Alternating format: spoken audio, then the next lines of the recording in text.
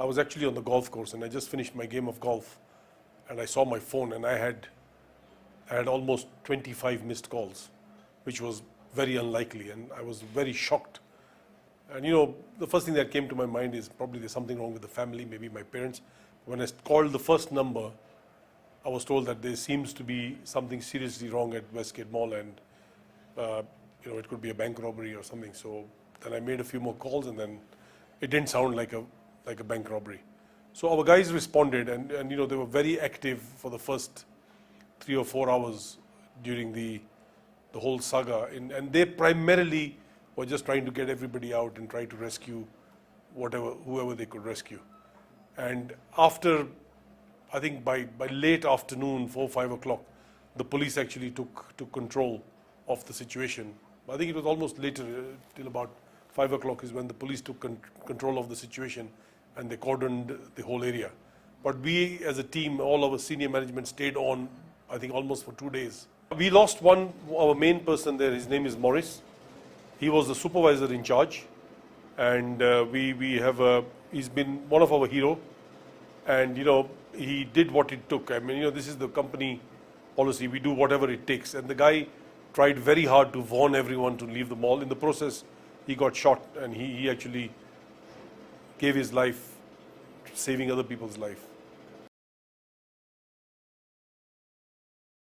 And one of the main organizations we can collaborate with is the Kenya Police, because the Kenya Police does have more intelligence than us.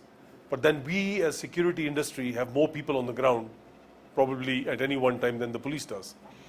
So I think intelligence sharing is very, very important. I appreciate that some of the information the police may have can be very sensitive and it may not be proper to share it, but with the select senior management of security companies, maybe at CEO level, I feel there should be some very regular meetings and to discuss and share intelligence, because it can help a lot. It can really help a lot.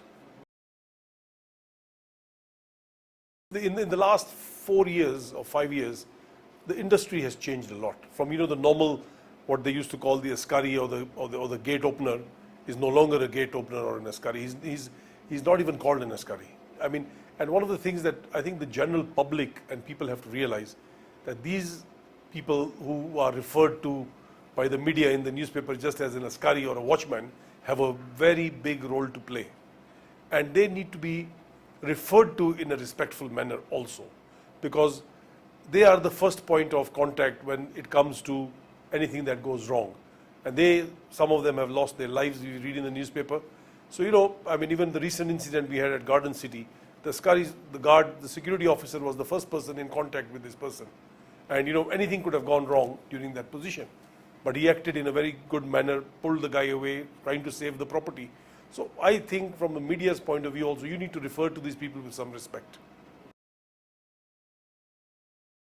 We are trying to recruit people depending on what the client's need are. If you're looking at a house, we would probably look at a minimum O level. Now, if this person is going into a bank, we'd probably look at maybe A level plus with very good communication skills, good background.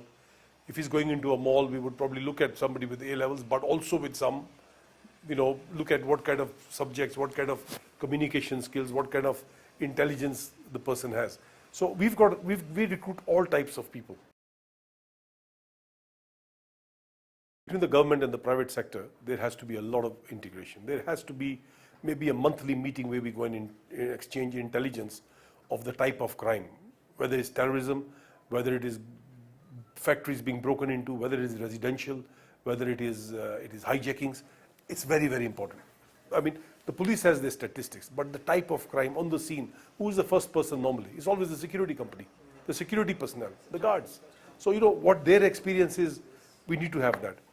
And secondly, I think the general public who consumes these services, whether you're a mall, whether you're a building, what I find is that an incident happens.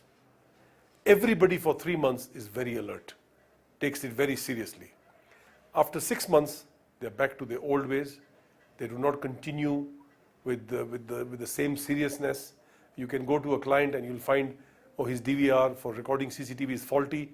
And when there's an attack, he'll come and say, come and service this quickly. And after that, it doesn't work for 3 months. but he doesn't think it's a priority. So I think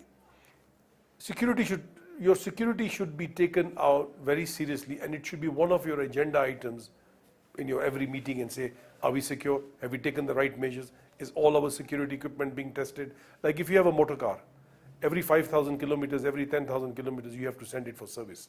Same thing when you install technology, when you install a product, you have to take it for service.